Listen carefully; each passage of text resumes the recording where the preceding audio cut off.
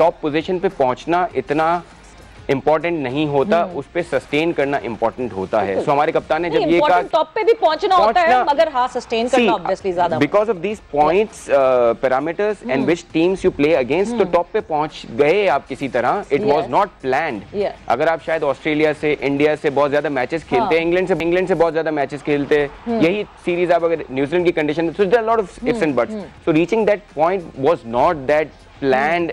बाबर ने कभी नहीं कहा था कि मैंने टॉप रैंक टीम बनना है, लेकिन जब आप बन गए तो you have to take that, because जब आप देखते हैं कि यार आपकी टीम को इतना लोग सपोर्ट कर रहे हैं, इतना खुश हो रहे हैं, तो आप you have to put that effort. शायद 5वें मैच में हमें वो जान मारनी थी, हमें उसको सीरियस लेना था, because as a viewer watching cricket, जब आप एशिया कप में भी फाइनल में हारे थे तो आप बार बार रिकॉल करते थे, पिछला मैच भी हमने सीरियस नहीं लिया तो फाइनल में भी हम हार गए। सिमिलरली इस मैच को भी कुछ फैंस होंगे जो ये सोच रहे होंगे कि शायद हमारे प्लेयर्स थोड़ा सा कंप्लेसेंट हो गए, शायद बाबर कुछ स्ट्रेटजी, और वो स्पाइडरमैन का एक जुमला है ना, with more power comes more responsibility, and what a brilliant performance by Iftikhar Ahmed. I know कि वो फिनिश नहीं कर सके, उन्होंने माफ़ी भी मांगी पाकिस्तान की आवाम से, मगर फैसल कभी कभार मैं ये सोचती हूँ कि he was not the first choice for Pakistan, he was a force change.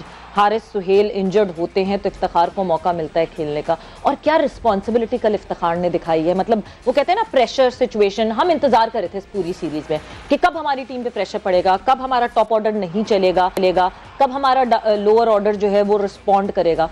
Iftikhar ने रिस्पॉन्ड किया, सलमान अली आगा ने रिस्पॉन्ड किया, मगर शायद एक और शायद जेन्युइन बैटर या एक अच्छा समझदार बैटर इफ्तिखार के साथ होता तो वी वुड हैव विन।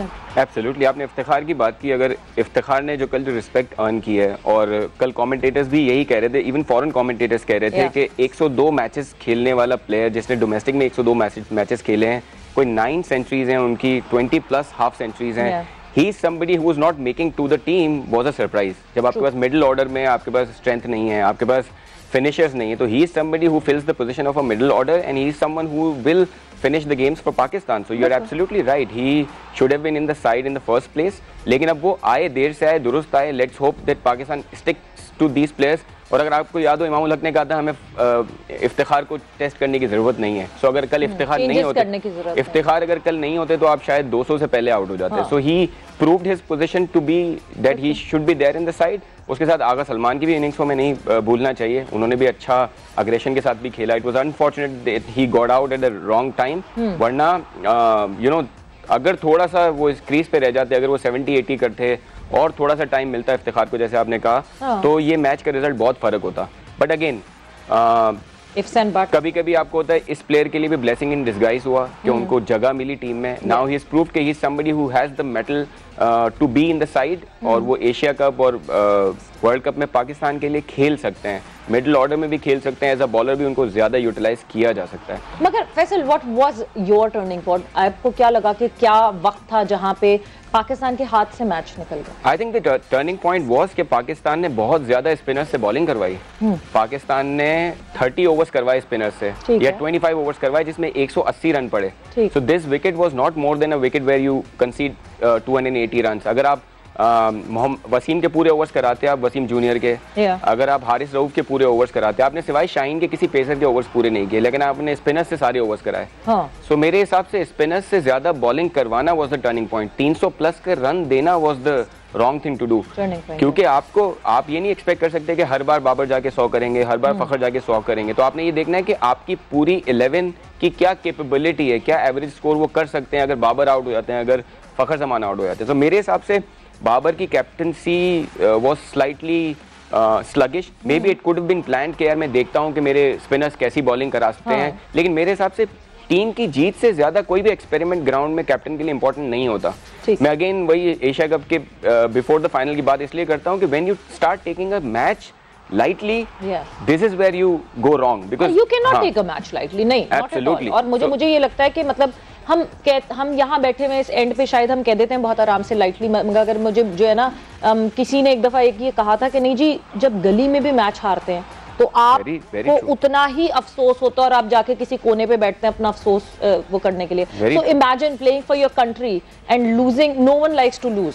जितना हमें as being a student of the game या फॉलोइंग दिस स्पोर्ट हमें अफसोस होता है, सोचें जो खेल रहे हैं फील्ड में उनको कितना अफसोस होता होगा इस हार पे। मगर फिर वो ये कुछ डिसीजन, मुझे एक चीज अंडरस्टैंडिंग मेरी आती है कि अभी भी Babar is understanding how to utilize Usama Mir. वो इस वजह से, बिकॉज मैं देखती हूँ कि उसामा मीर का स्पेल शुरू होता है, एक तरफ से उसामा प्रेशर डालते हैं, सलमान अली आगा ने भी प्रेशर डाला हुआ होता है, उसके बाद आप एकदम से चेंज करते हैं और शादाब को लाते हैं और शादाब पे हाथ खुल जाते हैं बैटर्स के, और उसके बाद तो हिस्ट्री बन गई। वो आखिरी T20 में भी अगर आप देखें तो Shadab was the one who actually started giving the runs away, और उसके बाद उनकी मोमेंटम पूरा चेंज हुआ। सिमिलरली आपने बिल्कुल सही कहा कि शॉर्टर फॉर्मेट में मोमेंटम बड़ा इंपॉर्टेंट होता है। कल भी आपने देखा जब आगा सलमान ने मारना शुरू किया तो आपने कहा इफ्तिखार का भी कॉन्फिडेंस आया, बिल्कुल आया। Similarly you are absolutely right कि जब आपके उसामा मीर अच्छी बॉलिंग करा रहे हैं तो उस वक्त आप शादाब और आपके बाबर ये करते हैं, कभी कभी वो पूरे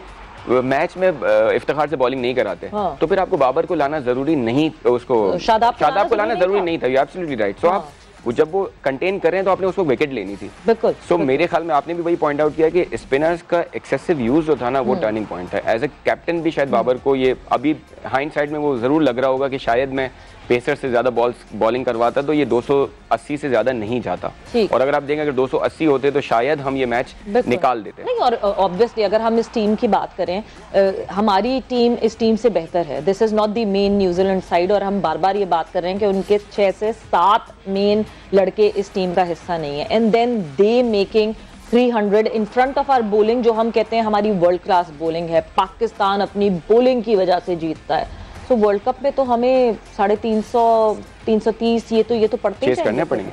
और मैं I will slightly disagree with your comment कि हमारी टीम इनसे बेहतर है। अगर आप न्यूजीलैंड की एज ए एक्सपर्ट उन्की परफॉर्मेंस देखें, रावलपिंडी के दोनों मैचेस में उन्होंने अच्छा खेला है, कराची में उन्होंने कोई they have not lost the matches one sided. उन्होंने जिस तरह T20 में कमबैक किया, so this is not a bad side. और हमने अपने शोज पे ये बात की कि New Zealand is a but this is a made to shift team ना, ये उनकी करंट टीम तो है ही नहीं, बिल्कुल। जो रेगुलरिटी में खेलती है वो टीम नहीं है, ये वो टीम है कि भाई बड़े लड़के नहीं है तो इनको बुला लो, ये तो वो वाली बिल्कुल है। तो अगर तो अब मैं कहती हूँ कि वो 5 से 6 अगर हम प्लेयर्स होते अगर वो होते तो फिर क्या होता, it would have been a completely different story. और आप देखें न्यूजीलैंड आपकी कंडीशन में आके खेल रहा है और इतना अच्छा खेल के गया है। आखिरी मैच में भी जैसे हमने अपने शो में बात की थी कि हम बायलैटरल सीरीज में इसीलिए बुरा करते हैं कि लोग हमें रीड कर लेते हैं, लोग हमें स्टडी कर लेते हैं और फिर वो उस पे काम करते हैं और हम पे अप्लाई करते हैं और हम हार जाते हैं। एक चीज जो इस सीरीज में हमने इंटरेस्टिंग देखी कि हम देखें, हमने 2021 का वर्ल्ड कप देखा था, वो वर्ल्ड T20 जिसमें हम विनिंग कॉम्बिनेशन नहीं छेड़ेंगे, चाहे PNG आ गई सामने, नमीबिया आ गई सामने, हमने विनिंग कॉम्बिनेशन को हाथ नहीं लगाया। इस सीरीज में हमने विनिंग कॉम्बिनेशन को छेड़ा अपने, which is very unlike Babar. शायद मैनेजमेंट और बाबर का मिलके ये पूरा डिसीजन होगा, या मैनेजमेंट ने कहा होगा कि we need to rotate our players, और रोटेशन की गई। मगर रोटेशन शायद अभी या तो हमारे प्लेयर्स रोटेशन के लिए तैयार नहीं है, या फिर हमारी मैनेजमेंट को प्रॉपरली रोटेशन करनी आ नहीं रही, because if there is a rotation policy it should apply to all. अब जब if it's not applying to all तो लोगों को फील होता है, प्लेयर्स को फील होता है कि शायद उनके खिलाफ कोई बायस है।